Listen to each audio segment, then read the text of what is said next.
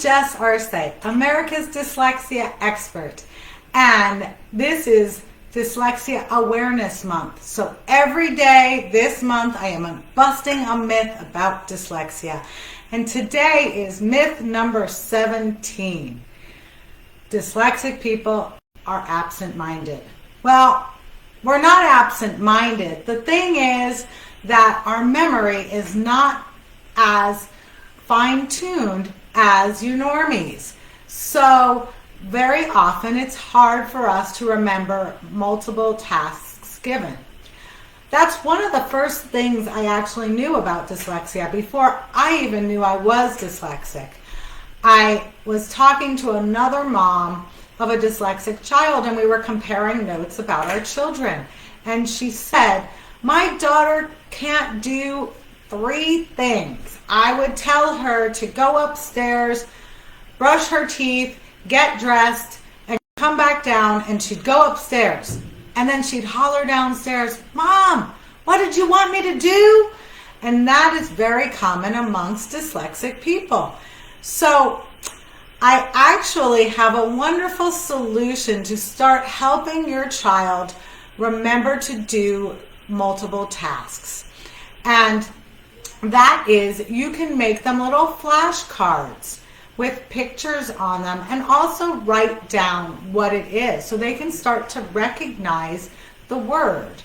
And so you can put on one flashcard, go upstairs. On another flashcard, make your bed and have a picture of a bed. Another flashcard, pick up laundry and have a basket of laundry or clothing all over the floor.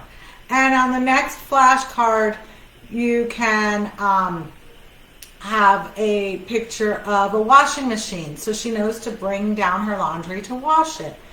And so then you can put the different cards on a ring, and she can take the ring upstairs with her and then flip through the ring and look at the things that you asked her to do. And then when she's all done doing all of the tasks that you asked, she can bring the ring back downstairs to a designated place, take all the cards off the ring, and put them on the board so that she or he can remember all of the tasks. So, well, she's not technically remembering it. She has triggers to help her know what she's supposed to do. But eventually, the memory starts to stretch. So when we provide our brain with tools, over time, our brain starts to remember how to do these things. And then it becomes easier and easier. That's why you might find older children have a better ability to remember things than they did when they were younger. And we are actually going to be having these cards available on Teachers Pay Teachers. So if you don't want to make them yourself, you can purchase them from us at a minimal cost.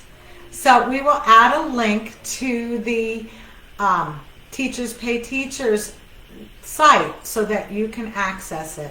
Or you can make it a project with your child. They can draw pictures, they can clip pictures out of a magazine, or find pictures online like Pinterest, or even if you just do a Google search, you can Google search bed and made bed or something like that, and you'll get a picture of a bed, and then you can just print it off. So that is my advice for how to work with the absent-mindedness, which truly is not absent-mindedness, and they're not trying to be difficult. So please remember that. No one wants to disappoint their parents or their teachers. They just don't know how to do it any other way. And they don't even know that they're doing something so that they can't fix the problem.